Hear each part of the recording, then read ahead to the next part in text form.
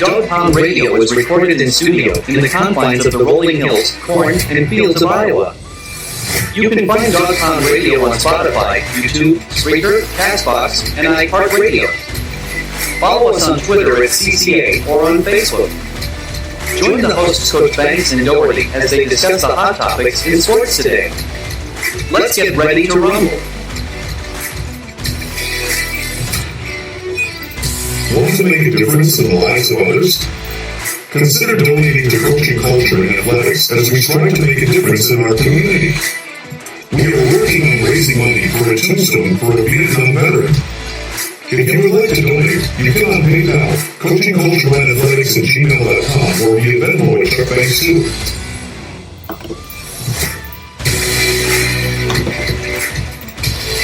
Tonight's broadcast is sponsored by the Coaching Culture and Athletics Radio Broadcast Network. We strive to make a difference in the world one soul at a time. Be sure to check out our shows on Spreaker, iHeartRadio, Spotify, CastBox, and many other platforms. Want to be a sponsor? Contact us at coachingcultureandathletics@gmail.com.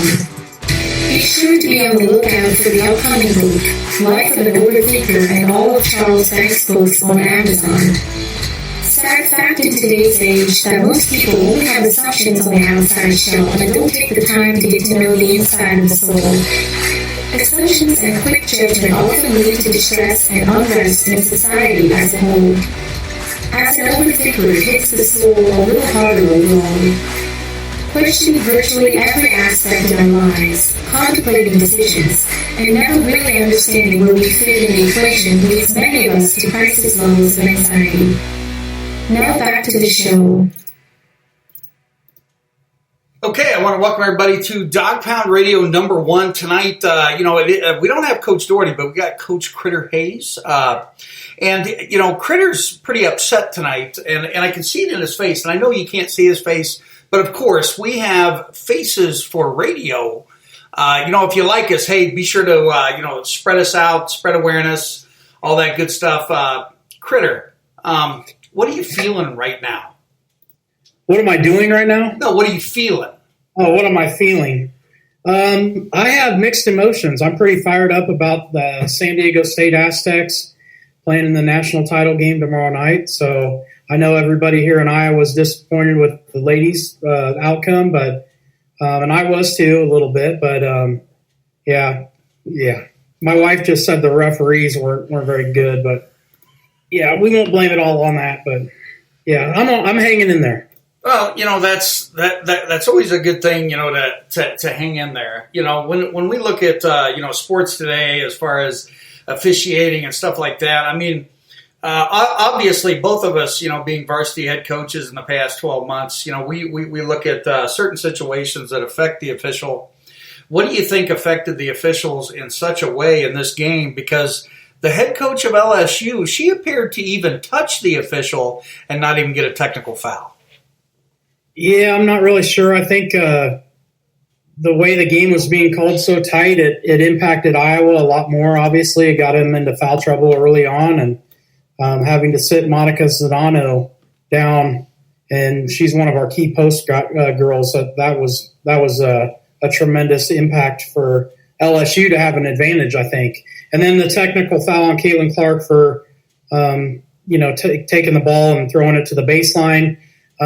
She probably could have been given a warning for delay a game or something, but it was a dead ball, so I'm not sure why they teed her up in that situation. It was crazy. Now, what I found interesting is that the explanation. I'm not sure whether it was after the game or during the game, or one of the coaches brought it up after a while. But the referee said that it was vulgarity or something like that. I didn't even see her mouth move. No, even Rebecca Lobo said that doesn't warrant a technical foul. She didn't make any contact with anybody. She didn't say anything. On the video shows, I don't know. I know she can be pretty demonstrous during the game and sometimes and overly showing her emotions, but she's a fiery player. They should know that by now. She's a player of the year. She probably should be given a little bit more respect than she got. Well, what is it Kim Mulkey Kim Mulkey. Okay, Kim Mulkey. She ended up leaving Baylor a couple years back after she had won, I think, 3 titles there or whatever. And I won't even bring up some of the negativity that's going around on Twitter about her, but she does she does some flashy dress. Did you feel that? She gets really animated. What do you think she's really saying? I don't know, man. I call both of us pretty. Animated on the sidelines and things like that. But man, I don't think I even hold a candle to that woman. Yeah, I'm pretty conservative in my dress, so I don't know how to relate to her. But well, I could see you wearing purple puffy shirts. Yeah, I used to when I was in Keokuk, the purple puffy shirts, and yeah, we got a few of them down there somewhere. Did you color your hair purple and white as well, or? No, didn't do that. No, I kept the hair color, the salt and pepper that it's been for about 20 years. A couple of like a couple weeks ago, I walked into school. You have to tell the Dog Pound faithful out there. The night before, your son, he shoots me a message and says, "Is that real?" Yeah, he told us it was a filter on Snapchat. So I think everybody out there outside of the school building on Monday morning prior to that thought that you had taken a picture with a new Snapchat filter that made your hair really dark. Oh my gosh. And then the looks on the kids' faces as they came down, it entertained us the entire day. Every passing time it was a new kid, and what the was the response? Yeah, it was that, and then there was a smell of gas in our hallway. I don't know who to blame on that, but it was a little bit gassy. Not me. Okay, we'll blame the guy across the corner. Now, Jasmine Carson, let's talk about her, man. She hadn't scored a point the last 2 games, and she comes out and she scored, I think it was 24 points. 21 points, I think, in the first half. Yeah, and man, she couldn't miss. People in her face. Obviously. And you know what? I kind of like her because she didn't appear to be kind of an in-your-face, athlete on there. So I'm going to give her player of the game, Jasmine Carson, because without her, man, I don't know whether they would have went on that kind of a run. Yeah, I think the Hawks would have won if they wouldn't have shot lights out in the first half. It was crazy. It seemed like everything they threw up went in. And I knew when Kate Martin turned it over with like 4 seconds to go in the second quarter that it was giving them another opportunity to throw up a 3-point shot. And sure enough, she banked one in to go to halftime, just kind of demoralizing. But the Hawks responded. I had made a post on Facebook. I'm like, if they can get to 10 by the start of the fourth quarter, and I think it was 11, they were within 8 or 9, and then we missed some free throws. But, yeah, 11 points going in the fourth quarter. They still had a chance, but they just couldn't miss. They couldn't get those timely stops. But, yeah, you're right. That girl, I think she averaged 8 points on the season coming into tonight or today, and she just went off in the first half, and she was pulling up from wherever. She was Caitlin Clark range in the first half. Oh, 100%. But, you look at the Iowa Hawkeyes, obviously led by, Caitlin Clark and, I don't want to screw up her name. Monica Sonano. And Monica, if you're listening, I apologize. I probably mispronounced it too. I know. 85 points against a caliber of an LSU team like this is also pretty doggone good. Again, here's a question, and you know what? I'll share my response after you're done. But, granted, we've grown up in an age where they're like, man, you got to take it easy on the officials. But when we look at the accountability level of an NCAA championship basketball game, whether it be men's or women's, okay, and officials they don't they wouldn't talk to the head basketball coach of the Iowa Hawkeyes. They were rude. They were a little bit flagrant. They were a little bit maybe unfair. And again, I'm from Iowa, so a lot of people are out there on Twitter land that I shared this to, because I have some friends from that area, will probably disregard that. But I'll tell you what, man, when Critter, anytime that we get into a game and somebody takes away your ability, the way that you've been playing basketball all year, like Caitlin, because her hand's always out there, pushing, prodding, moving it around. But, the first 3 to 4 minutes of that game, they weren't calling anything on either side. And then to change it, philosophically, about 4 or 5 minutes in, and then adding some fouls on LSU that may have been ticky-tack as well. But man, how important was it, or how big a part did these officials play against the style of a Caitlin Clark? I think they controlled the game early on. The physical play inside, it got, some of the best players on both sides on the bench for most part of the first half, which was kind of disappointing because obviously it gives another chance for other people to come in and score like it did the other girl we just talked about. But, it controlled the game, and Caitlin Clark's ability to drive the basketball was kind of taken away because they constantly are hand-checking her and riding her hip. They even talked about this in pregame I watched this morning and prior to the game about how Caitlin Clark is able to use her offhand to shield the defender away from her body because they're getting their hand on her hip and throwing her off balance as she dribble drives. And they called an offensive foul on her for removing the hand off the side of her hip. And it just controlled the game. It stopped her from being able to dribble penetrate in the second half. Plus she had fouls, so she didn't want to charge in there. But, the officiating controlled the game, I would say, for both teams. And it probably LSU fans probably felt the same way or in the first half with that. Absolutely. I mean, you look at, this Hawkeye team, obviously, losing, their stellar star Sinanu, but I hope if I screw that up, man, they're going to kill me out there. But, also losing Warnock, what's that going to mean? Obviously we saw a lot of the young talent being able to kind of stick around, especially in that first half. Even staying within 17, it was pretty surprising at times. But I mean, what's Monica and Warnock, leaving going to mean for this program, or do you think that they'll be right back next year? Those are tough shoes to fill, I think. I don't know if Lisa Bluter is the type of coach that'll go into the transfer portal or not to try to find a big to replace her.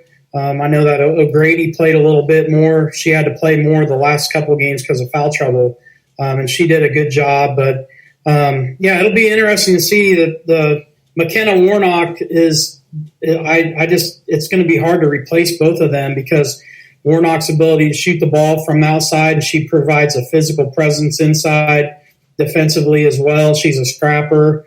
And Sinano obviously can score the basketball. So it's going to be interesting to see how they replace them. I know they have some guards that are coming in that are pretty good that are on the bench right now. That the McCabe girl, I think, was Player of the Year in Nebraska, and she's a scorer. But with Gabby Marshall and Kate Martin, I think, have declared that they're coming back for a fifth season, which will help them. But, it'll be interesting to see how they replace Sinano and McKenna Warnock. You hit the nail on the head with those two. Well, I think bringing back, Kate Martin is huge. I mean, if you look at, Caitlin Clark talks about her, to the highest esteem, saying that, she's kind of the field general, the coach on the court, a person that can truly, kind of calm her down when she was upset. At what point did you think that basically our old Iowa Hawks, had hit, rock bottom in that second half? At what point did you think we're probably not going to get out of this rut? I don't think it was until about 3.5 minutes to go because I figured even down 12 with 3 minutes to go, there's several possessions where if they could just get a couple stops. But the little point guard for, I think, Morris, Morris is her name, I believe, the point guard for LSU. She came down like 4 or 5 times in a row and just hit a pull-up jumper in the middle of the lane when she come off a high ball screen, and it was just hard to get a hand in her face, and she hit big shots. So credit LSU for hitting shots down the stretch. We could not get key stops when they needed them. And with the way that Iowa shoots the ball and shoots the three-point shot, I wasn't counting them out, even down 12 with 3 or 4 minutes to go. So, but yeah, they just kept hitting shots. And I think we missed a couple key free throws when we were down about 8 with 5 or 6 minutes to go. And that was a backbreaker because LSU could not miss. Well, I think it was O'Grady. She went in, she got fouled that first time and switched 2 in a row, but then I think she was 1 out of 3 for her next 4. But she's a sophomore. She's a kid that appears to kind of be at that next level. Now, obviously, head coach Bluder was a little upset with her rotation in the first half, if you remember. But I don't know, man. It's one of those things where, we're hit with that luxury where we can sit back and shoot the crap when it comes to this stuff. But hey, man, hats off to the Iowa Hawkeyes. What a great season. Oh my God. We are so impressed and proud, of them. What a way to lead a state. And also Caitlin Clark, 100% class act, not being bought in, to the post game drama or the during game drama, that subsided. I'm not even going to bring up that gal's name because she upset me, man. I followed her on freaking TikTok, Coach, and I unfollowed her. I just can't follow. And again, if that upsets people, so be it. But it is what it is, right? Yeah, it's a level of maturity that the Hawkeyes show. It's a reflection of their coach and coaching staff, I think, and. Yeah, it was immature, some of the things that were going on today. And I kept trying to avoid my phone during the game, but my son was in the room and he said on Twitter that everything was trending, the officials and the officials and LSU must have the greatest acting school out of all the universities in America. So I don't know. Well, I didn't have to turn on Twitter.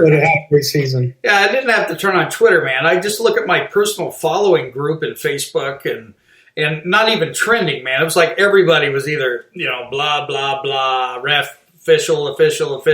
And again, if those officials were not trying to promote that they were being unfair, they didn't do a very good job of it.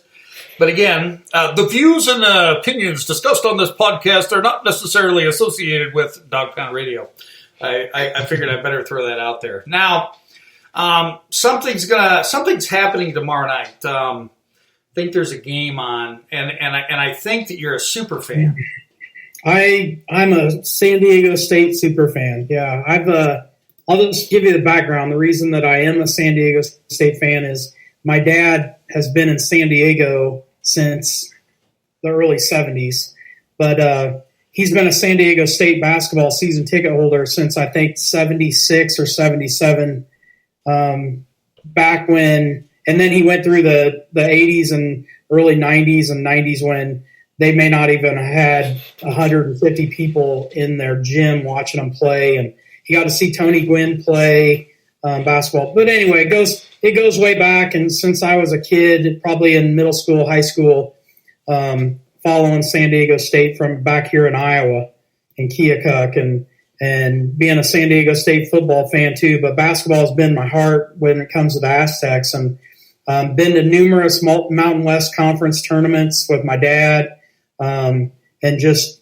seen some great moments by the Aztecs. Been to Vegas a couple times to watch them play when they were there, and just following them along. And I always, this is the God honest truth, I always have San Diego State, if they're in the tournament, playing in the national title game along with the Iowa Hawkeyes. This year I had San Diego State getting beat by the Iowa Hawkeyes because I'm a Hawkeye first. I got to throw this out there. I think the only team in the state of Iowa that could have competed with San Diego State were the women. Yeah, probably so. Okay. I had Iowa beating San Diego State in the national title game. I still won the pool that I was in because I had the Aztecs make it into the national title game. So, but no, San Diego State. I love San Diego State basketball. Steve Fisher, just following him. I remember watching when I was in high school, staying up until 11 o'clock at night to watch the Aztecs if they were on ESPN2 at 11 o'clock at night on a school night, and staying up. And my dad would say, hey, I'm going to move down so you can see me. I'll sit behind the basket. And sure enough, he would, and I'd see him and stuff, and he'd be waving to me. And shoot, in the late 90s and, early 2000s, as Steve Fisher took over there, they were giving tickets out to students, and now they have the show, which is – the place is an absolute rocking place if you ever get a chance to go to a basketball game at Viejas Arena.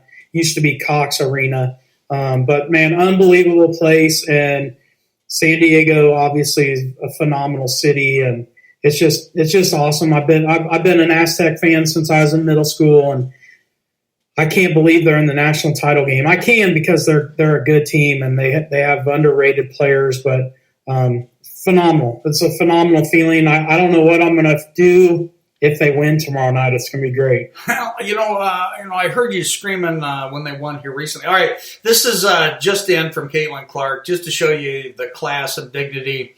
Could have probably griped and moaned about other things, but here's what she wrote. This is from Caitlin Clark on Twitter. Thank you to all that have supported us on our magical run. I'm lucky to wear Iowa across my chest and represent our state. I love these girls to death and could not be more proud of what we accomplished this season. Go Hawks always. And then, obviously Derek Doherty. He says, role model, game changer, team player, put women's basketball on the map. Bright future, real, okay? And then this is from CBS Sports. I just want to share this because, again, we're Iowans at heart. I want my legacy to be the impact that I have on young kids and the people in the state of Iowa. I hope I brought them joy this season. That's from Caitlin Clark, man. I just can't say, good things. Now, obviously, San Diego, State is not trending on Twitter right at the moment, as well as UConn, but they will be. It's only a matter of time. I mean, 8 o'clock tomorrow, it's going to be crazy here at my house at least. And both my kids are Aztec fans. They've grown up watching them. I don't know if you see the video that I posted on Facebook of Carver when he was about 3 or 4 years old when we were watching San Diego State beat Kansas at Kansas. I'll never forget it. And we hit 2 free throws, and he's like, we hit 2 free throws. And then he goes up to the TV. I was worried he's going to break my TV because he knows how he was raised in a house where we get a little crazy during games. But he's like, he says something, mumbles something. He's like, you can't guard that. You can't come back on the Aztecs. And then he spits. And I'm like, the dude just spit. I've watched it about 4 or 5 times. I think he spit on my TV watching the Aztec game. But he was fired up for the Aztecs. Yeah. Now, let's just look at this game tomorrow. Over under, okay? Over under. Do you think more people are going to watch tomorrow's game versus today? Oh, man, that's a tough one because of what happened the other night with South Carolina and the Louisville game with Iowa. But I think people will settle in a little bit after today's game, and they're going to turn on the TV, and there's going to be a lot of people watching because there's nothing else on. So why not watch the men's national title game and watch and support these teams? So, yeah, I'm going to hope that just as many people watch as they did today. Well, unless you like summer basketball, WNBA, whatever, you're not going to want to miss this. Now, here's the point spread, all right? So they got UConn minus 7.1. Yep. So they're favored to win by 7.5 points. The money line on this thing, all right? So if you bet $10 on UConn, you can win $12.90, all right? But if you bet $10 on San Diego State, you can win $35. Are you going to bet? If I was a betting man, I'd put my money on the Aztecs because they have been doing it. They did it against Alabama.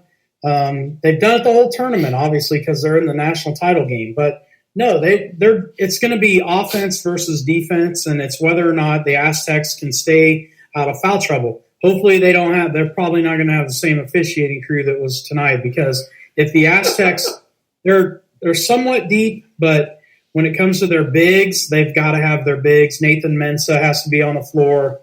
He's a starter, and then Jaden Ledee, who comes in for him.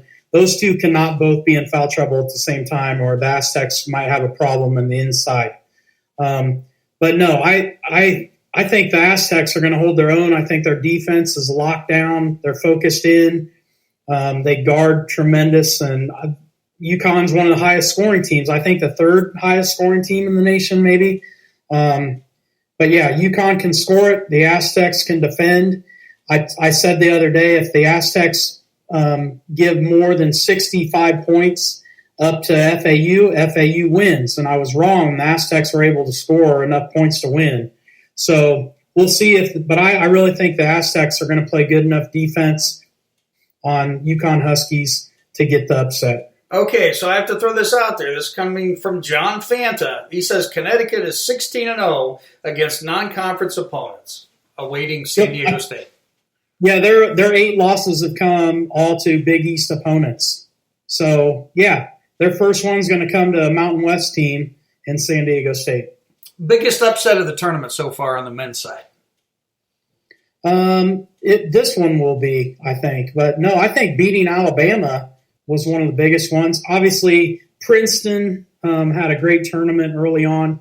I can't remember who they beat, but I think beating Alabama, San Diego State beating Alabama when Alabama was getting so much hype, and with Brandon Miller, who's going to be probably number 1 pick in the draft as a freshman. I think San Diego State beating Alabama was one of the biggest upsets in the tournament. Do you think FDU's coach that's now going to go to Iona and take over for Rick Pitino is going to be able to bring this Iona team into a similar role in the next 2 years?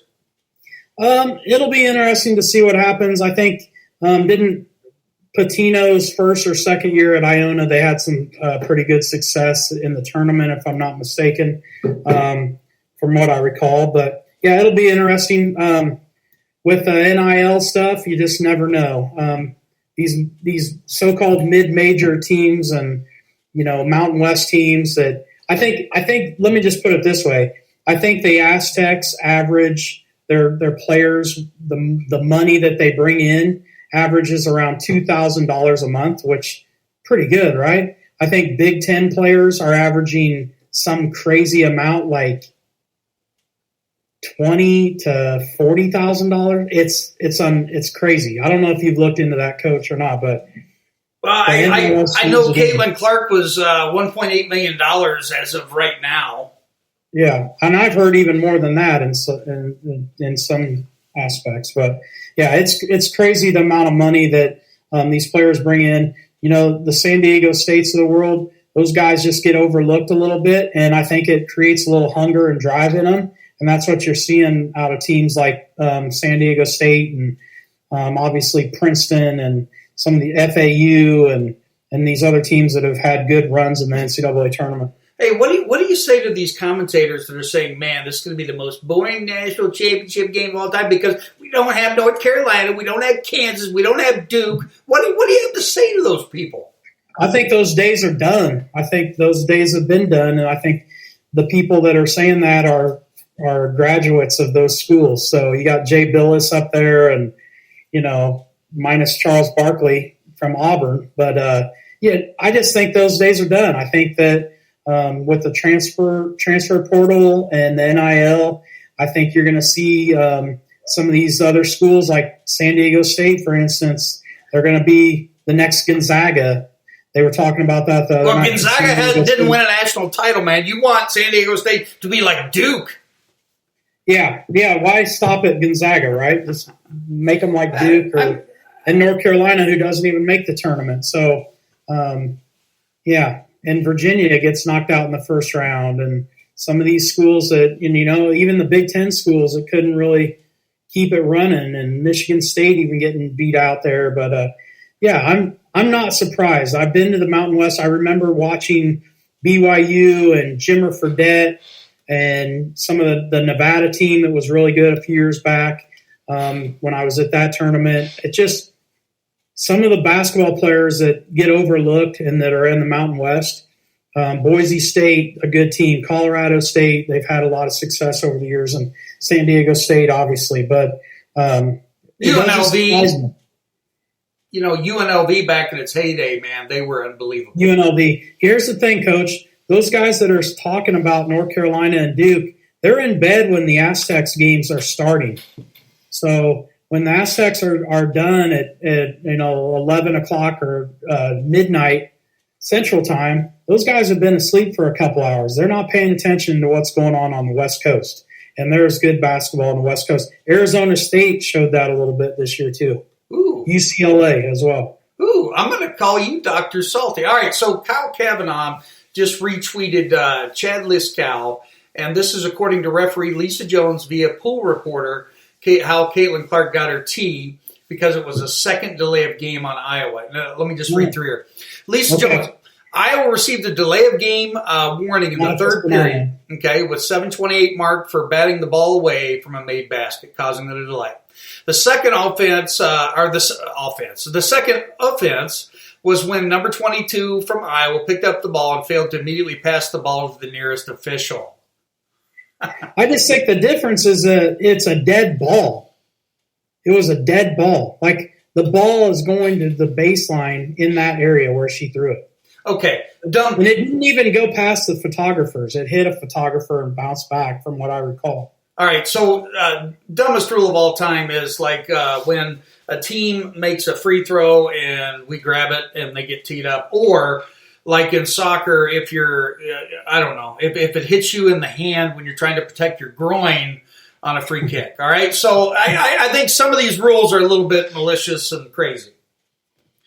Yeah, I agree. I don't know. I mean, all they can do is go back and review, but man, it was a quick tee by that official there, and she didn't waste any time on giving Caitlin a tee. Oh, no. Breaking news. The Life of an Overthinker is coming out this week on print. If you want a copy of that, I'm going to take all the proceeds from this particular book, and I'm going to put them in my new venture, which is Tombstones for Veterans, ladies and gentlemen. What I'm trying to do is first and foremost, I'm trying to put up a tombstone for my father-in-law. But in retrospect, any money that goes beyond that, I'm creating an organization to help out, veterans, obviously after they pass, their families in need. So you're going to want to check that out. Be sure to share that stuff. It's out on, the Kindles if you like that version. And, if you don't like the price on Amazon, I'll sell you a signed copy for $20. And again, I get more money to put in that foundation. So be sure to share that and stuff like that. I thought it was a good time, Critter, to get that breaking news out there. It's pretty important. Perfect. Anything for our veterans is good. 100%. Now, you're dreading it. I'm getting ready to leave and go across the county. You're dreading it, aren't you? Well, yeah, we're neighbors. I don't know who I'm going to talk to now. So I know. And where are you going to get those fresh scents? Walmart, potpourri aisle. That's what I'm getting. Is it poopery or potpourri? Potpourri. All right, I like that. All right, so okay, so score tomorrow night. You can make your pick first, and then I'll make my pick, and then we'll discuss it, and then we'll look at a few other things, and then we'll call it a night. But I appreciate you stepping in, man. Hope to have you on again because I sure had a great time. Oh yeah, thanks for having me. I'm glad you called, and I'd be glad to be on here anytime. The prediction for tomorrow night: San Diego State 70, UConn 69. Okay, 70-69, so he's going a 1-point swing. All right. I'm going to take UConn, and I know I'm getting the evil death stare, but I am a Cubs fan too, so you can say what you want about that, Cardinal fan. But I'm gonna take 88-74, and the only reason I say that is because man, I watched UConn the other night, and I was like, man. But the inner child of me wants this upset to occur. But again, do you think it even is an upset at this point? I mean, it's a national title game. I don't know if I go along with those East Coast commentators, it's going to be an upset. So I'll go with the upset. I like being the underdog. I think the Aztecs feel like they're the underdog. Not a lot of respect given to them. Their fan base is super tight. So even though San Diego County is a huge county, not everybody out there is an Aztec fan. So it'll be interesting to see what happens. But no, I think the Aztecs are going to give their best defensive effort, and they're going to shut down one of the best teams in the country right now, and we'll see what happens. Yeah, I mean it's going to be a lot of fun to watch. Again, we'll see what happens. But see, I really disliked the San Diego State team after they beat the Hawkeyes in the Holiday Bowl. Okay, so we're going back a ways. Yeah, was that like 1985, 86? I don't know. Yeah, I couldn't even tell you. I know that I was in probably 6th grade or something. So yeah, probably 86, 87. Okay, greatest. All those years blend in because it was either BYU or San Diego State or I don't even know who else. UCLA. Yeah. All right, so let's. What is your all-time basketball? It doesn't have to be NBA, but all-time basketball Mount Rushmore. Oh man, B.J. Armstrong, he's on there. Can it just be anybody? Or yeah, it can be anybody. Okay, so Michael Jordan, he's number one. He's from my era, so that's what I grew up idolizing. Michael Jordan, Magic Johnson, B.J. Armstrong because he's a Hawkeye, Chris Street because he's one of my favorite all-time. That's your four, man. There's four. How many do I have? One left? You only get four, man. There's only four faces. Okay. That's it. I had one more spot, and it was going to be my nephew, Mike Gasol, who played point guard at Iowa. You're going to have to get old Mikey on the show. Hey, he'd enjoy that. Yeah. My Mount Rushmore, it's Michael Jordan. Come on, man. There's no one like him. Then, you know what? I'm going to throw in Kobe Bryant. I love the guy. I loved, what he was about. Larry Bird.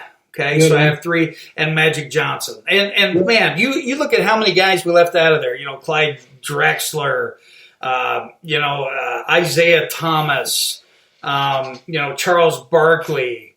The heart of Dennis Rodman. How could you not? Yeah, Shaquille O'Neal. I really think, man, we had it the best because we grew up in the golden age of NBA basketball.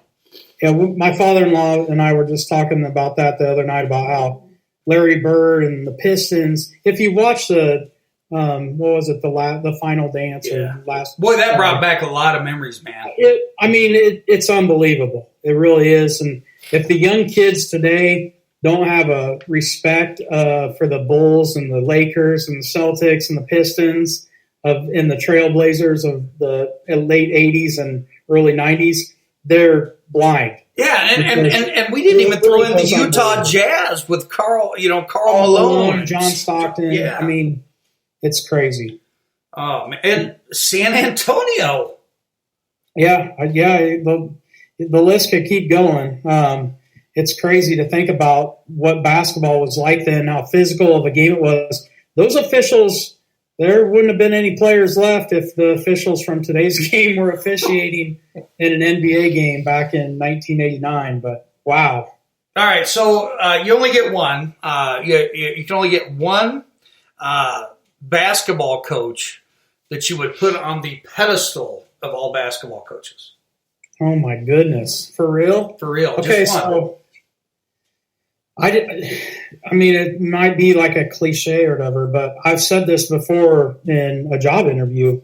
Dr. Tom Davis. Growing up here in Southeast Iowa and being a Hawkeye fan since I was a little kid, Dr. Tom Davis was. He just seemed like he couldn't do anything wrong to kids my age when we were kids and growing up being Hawkeye fans.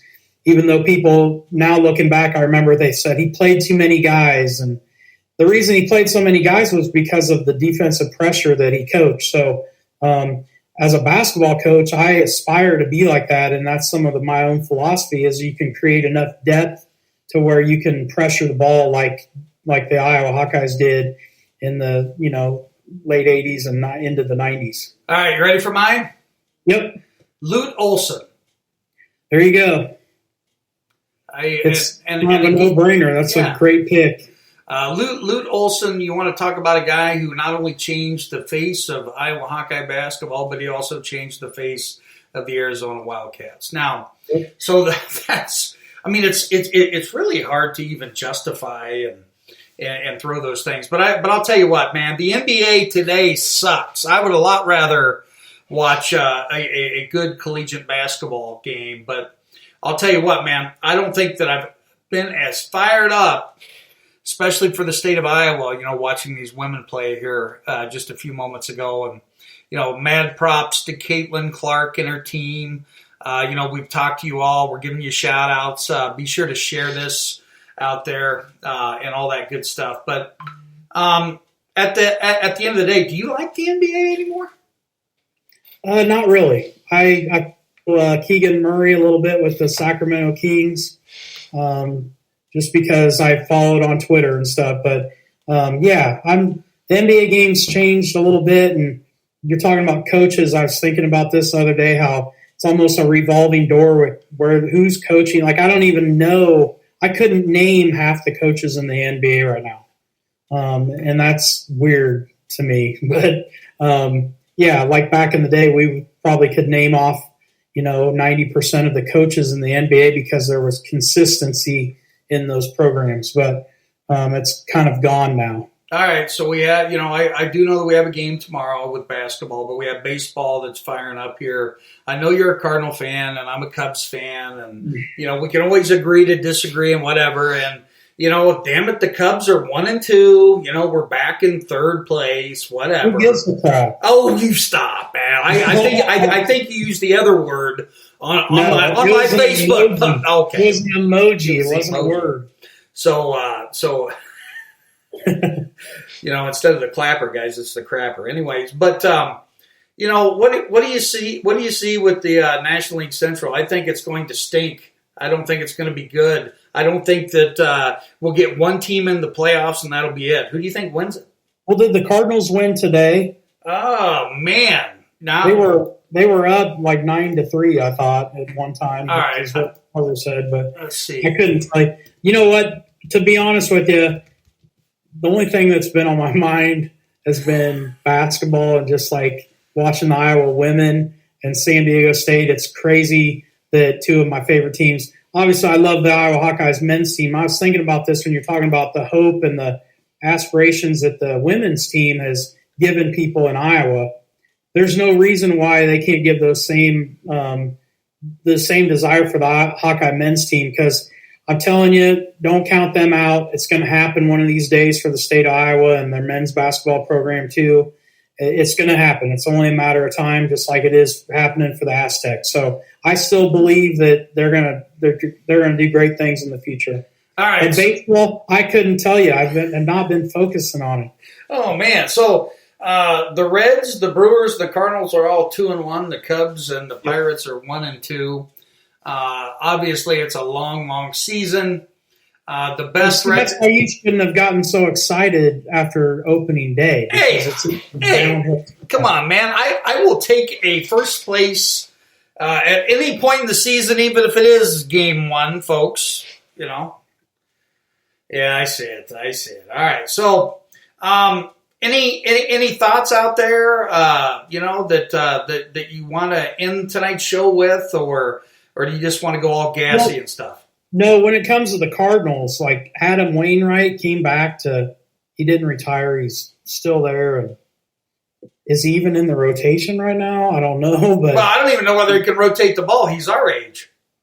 Well, gravity takes that curveball and just drops it to the ground eventually, no matter how hard he throws it. Well, but, he's not I quite. think it would be cool for the Cardinals and the Cardinal Nation and Cardinal fans that if they're able to make the playoffs, and it's a long season, like you said, so anything can happen.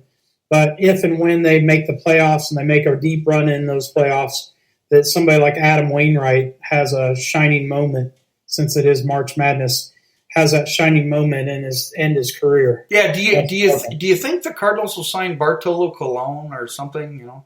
I'm just kidding. No. Okay, last thing, and we'll call it a night here. Be sure to stay on the line, though, here after I shut things down here. We appreciate you listening to Dog Pound Radio on the Coaching, Culture, and Athletics Radio Broadcast Network. Who knows who we're going to have next week, but we're going to start rolling every Sunday and having a little fun with it. Now, this one's kind of good here, okay? Last thing, where do you think Brett Favre ends up? Not Brett Favre, doggone it, Aaron Rodgers. I was going to say like 6 feet under, like everybody else. I don't know. Aaron Rodgers. They said the Jets were looking at him, and he was maybe going to sign with the Jets. I think maybe he just gives it up at the end of the day and says enough's enough, because I'm not a big Aaron Rodgers guy. Do you think he'll just go into mushroom farming? He might do something weird like that, yeah. All right. Hey, appreciate everybody tonight. Share us, like us, buy my book, for God's sakes. We're out.